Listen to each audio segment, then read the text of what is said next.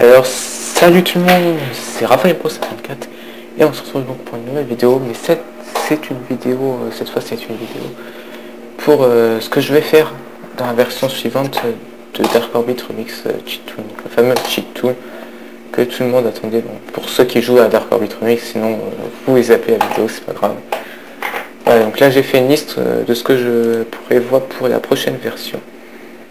Donc ce que je prévois, c'est une nouvelle interface pour le cheat tool, donc il y aura plus d'éléments de design, tout ça, voilà.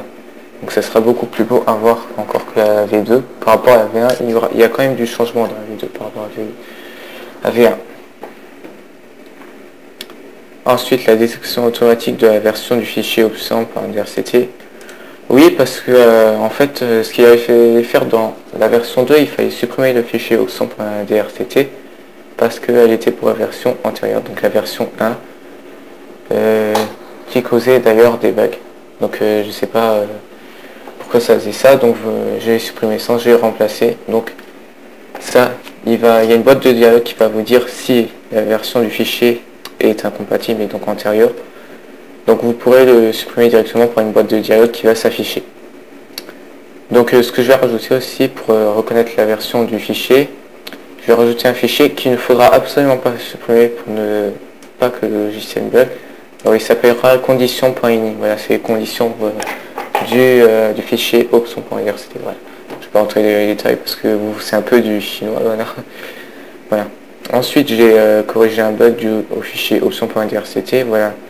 Donc ce qui s'est passé, c'est que j'ai vu sur la chaîne The Dave 28 que en fait normalement j'avais fait une catégorie qui s'appelait changer les dégâts, mais apparemment elle s'ouvrait pas, ça revenait sur la première. Alors je ne sais pas pourquoi ça faisait ça, mais bon, j'ai corrigé, je vais pas rentrer dans les détails non plus. Voilà, donc on pouvait bien rentrer, mais à cause de ça on pouvait pas, ça nous renvoyait directement à la première. C'était un pur hasard, en fait c'était aléatoire parce que des fois ça se mettait, des fois ça se mettait pas. Ensuite, je prévois d'ajouter un game mode qui va permettre de passer en mode soi-disant mini fenêtre pour pouvoir cheater vraiment facilement dans le jeu. Donc par exemple vous aurez la fenêtre là elle fait 800 x 600 en résolution, donc vous allez passer par du je sais pas encore, ça j'ai pas encore décidé, on va dire du 200 x 200, ça doit suffire je pense. Donc bien sûr l'interface sera pas la même, elle sera beaucoup moins belle, mais bon ça c'est pas grave, c'est ce que j'avoue, mettre une fenêtre de 800 x 600 pixels pour cheater dans le jeu, c'était un peu galère de faire les deux en même temps. Donc là comme ça vous pourrez cheater en même temps que vous jouez, c'est vraiment pas mal cette idée que j'ai. Ensuite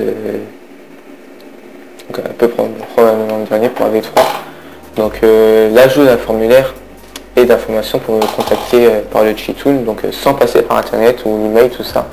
Donc je vais faire une sorte de formulaire qui va permettre de me contacter directement par vous rentrez juste votre email. Bon je verrai, ça c'est pas obligatoire, au pire je mettrai en optionnel, voilà, votre email, la question que vous voulez ou le bug, et ou alors votre remerciement, je sais pas, vous pouvez pas de spam, je sens déjà qu'il y en a qui vont me spammer. Je vais pas dû dire ça, mais bon c'est pas grave. Donc vous pouvez comme ça me signaler des bugs directement sans passer par ma chaîne YouTube, rien. Donc bien sûr mon email restera anonyme, elle est juste codée dans le logiciel. En fait c'est le logiciel qui connaît mon adresse email, mais pas vous. Voilà. Et après bon, ça c'est pas sûr, voilà pourquoi je mets 5 étoiles. Voilà. Alors changement des équipements, donc oui ça va prendre du temps, mais ça sera vraiment un succès si ça venait vraiment à être réalisé. Donc c'est vraiment très dur, je ne vais pas vous le cacher.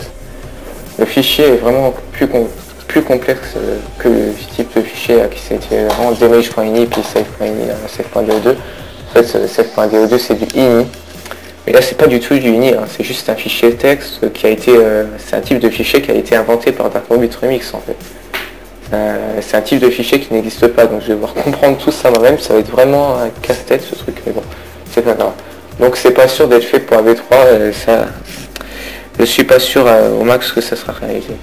Donc voilà, donc si vous avez des idées et tout, encore en plus pour faire que ce logiciel soit vraiment bien, vous me le dites par commentaire ou par message sur ma chaîne YouTube, pour l'instant pas pour les tutos parce qu'on peut pas. Voilà, qu'est-ce que je voulais faire ensuite? Ah oui, je vais peut-être faire plusieurs tutos en un. Donc par exemple, je sais pas, moi je vais mettre, je dis n'importe quoi, hein, je vais mettre par exemple GTA 5 et Dark Orbit Remix dans les mêmes tutos. Comme ça, vous n'aurez pas besoin de télécharger tout. En fait, ça sera une sorte de base de données qui regroupera tout. Bon, je vous dis juste, le truc fera environ 30 mégaoctets à force de tout mettre. Hein. Mais bon, c'est pas grave, on n'a pas besoin de se faire chier. Ce logiciel fait tout. On ferait juste glisser un truc et puis il y aura Dark Orbit Remix, voilà. Donc vous voyez bien ce que je vais faire. Voilà, donc c'est déjà la fin de cette vidéo, j'espère qu'elle vous a plu. En tout cas, moi ça me plaît tout ça. Ce logiciel est vraiment en train de devenir vraiment cool. Voilà. Et salut tout le monde et abonnez-vous à ma chaîne, ça me ferait plaisir. Et passez aussi sur la chaîne de TheDave28 qui fait de très bonnes vidéos sur GTA 5, Call of Duty. Et qui a même fait une vidéo sur mon chiptune. Ouais. Allez, salut, je mettrai le lien dans la description.